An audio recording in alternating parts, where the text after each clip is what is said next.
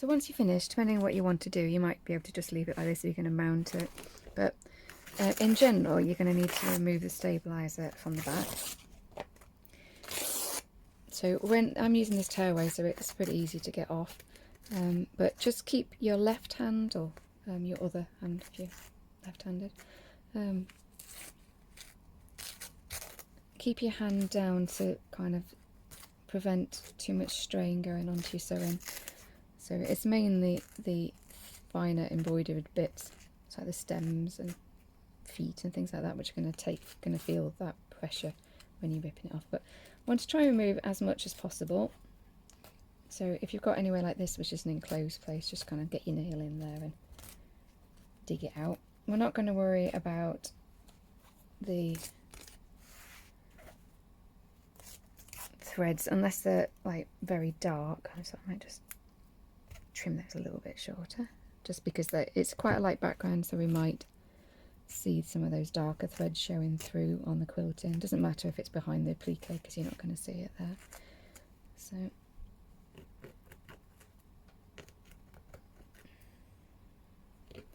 it is worth the time to take this out, because we're going to quilt this next and I want it to really pop, and it won't be able to pop if it's stiff with, hold on. Right, okay, so that's like that. So next we're going to layer this up with some wadding. For the way that I want to mount this, I've got this, I've got an exactly 8-inch piece of wadding, which I've centered to be what I would say very nicely on there. You probably don't need to worry about that because I'm just doing mine weird, but otherwise you just need backing fabric, your wadding. I'm using, I think it's one of the Hobbs poly ones, so it's got quite a nice loft to it.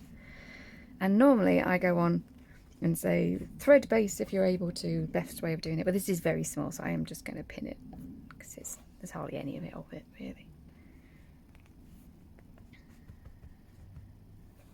And I can't find my pin box, so I've like got 4 pins as well, so that's a good start. So it's kind of pinned into place, and I'm going to be quilting with this one, which I mentioned earlier. Alright, so I'm going to start doing the quilting now. So we're starting from the centre, and we're going to be doing quite a small fill stitch, so let's just get rid of that thread so I don't sew over it a billion times. So we're doing a kind of, you can't really see, can you? You'll be able to see it in a bit, but it's a kind of tear-shaped pattern, and I'm doing it so that they're concentric. So starting at the bottom of the tier.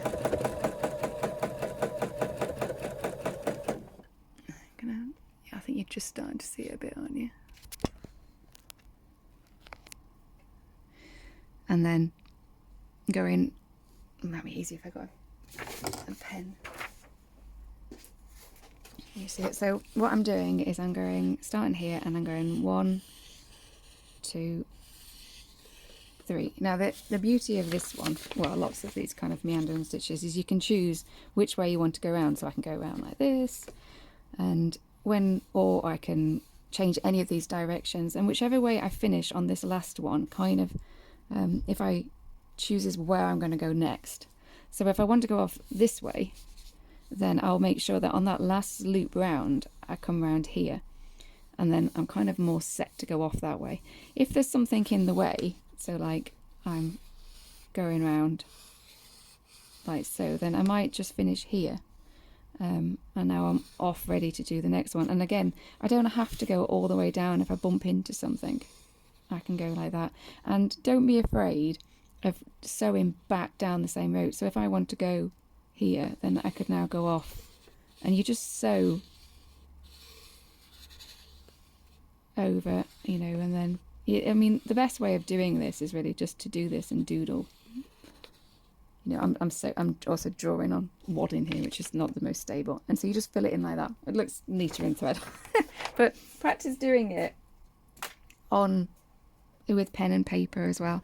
And what I'm going to make sure that I do is I'm going to make sure that I don't go on any of the applique, And I'm going to make sure that all of the applique is firmly outlined, because that's going to help make my little wren pop. I'm not going to worry if sometimes I want to have small loops and sometimes I'm going to have big loops. So here I've now just switched to going around this bit of applique here. I'm just going to do them to fit.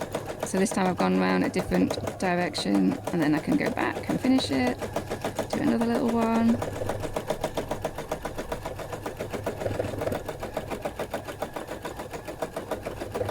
And then I'm going to go all the way down that stem and then back up this other side. Around that stem. Oh, just watch out for that needle there.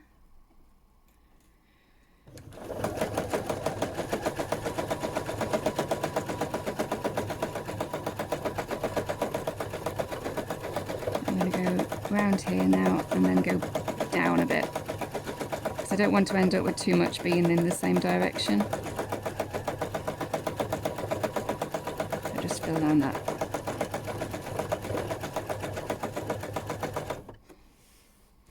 And pieces like this are a great way of practicing your free motion. So I'll just zoom down a little bit. And then here, I want to go back to fill this in. So I'm going to make sure that this third loop, and you don't have to do three loops, you can do 2 loops if you want. I'm going to make, but by going around that way, I'm now set off in the right direction just to fill this one in. And I'm not going to worry about getting that third loop in there, because it's just a little tight on the space that I've got there.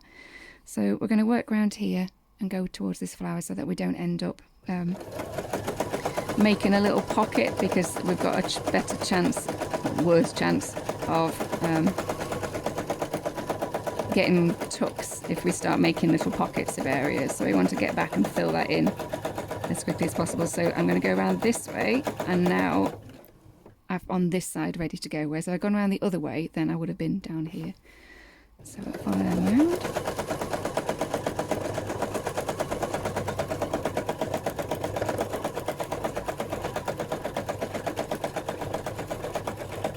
A little one to fill that gap in there, and some part ones.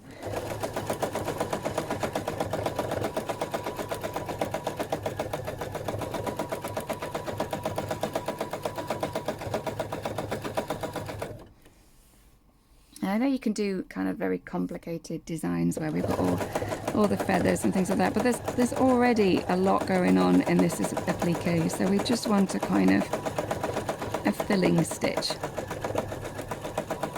We don't need more than that. Okay, so I filled in all that section, and you can't really see, but that snowdrop's really standing out beautifully. So we're going to go down now and around his beak. Okay, and then we're going to go off again. I'm going to go here and just try and fill in a bit around the beak area. So here I'm just going to loop back up that previous loop a little, and I think that's probably fine. I'm not sure. Oh no, I think we can just fit in a little bit. Okay, and then we're just going to pick somewhere to follow to get us back to where we need. There we go, and then I'm back to this original loop, so I can finish that third loop there. And you basically just carry on, so I'll do this a bit faster now.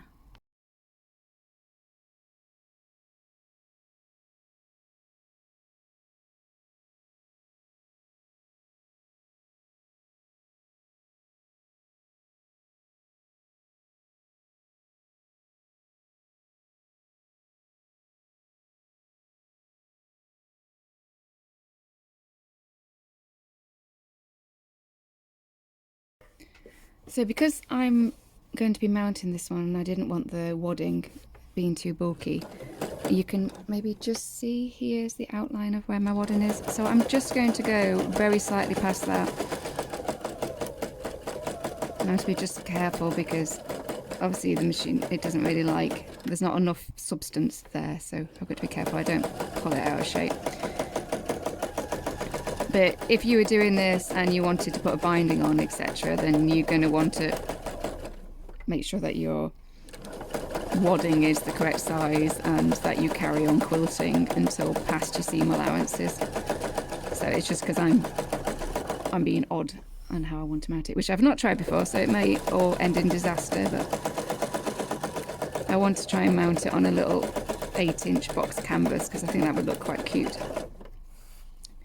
So I'm just going to go back. Yeah, something I found when I was doing free motion is I used to find it kind of worrying of how you got from one place to the other if you boxed yourself in, and you do box yourself in and you just sew over where you were before. Just pick one of the lines. You want to not, if possible, not go over the same bit too many times, so find it if you need another escape route,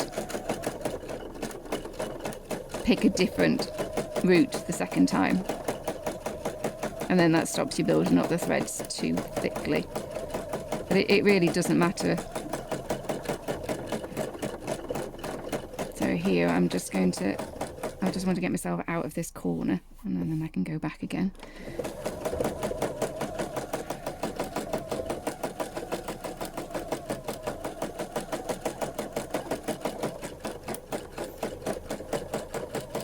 So for me, this bit that I'm sewing now is actually going to go around the edge of the box frame, hopefully.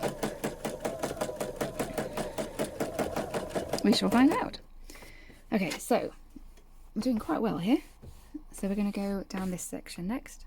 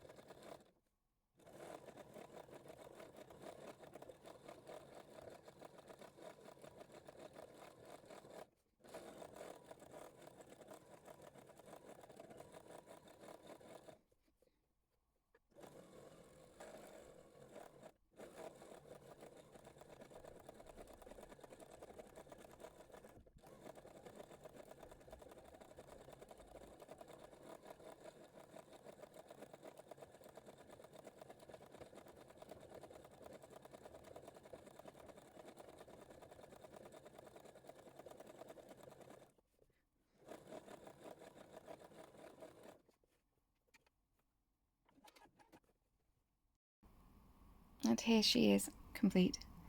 So whether you want to quilt yours or frame yours like I've done, so it's got this around, it goes around this box frame, which looks very funky, or you might want to just frame it flat, not quilt it.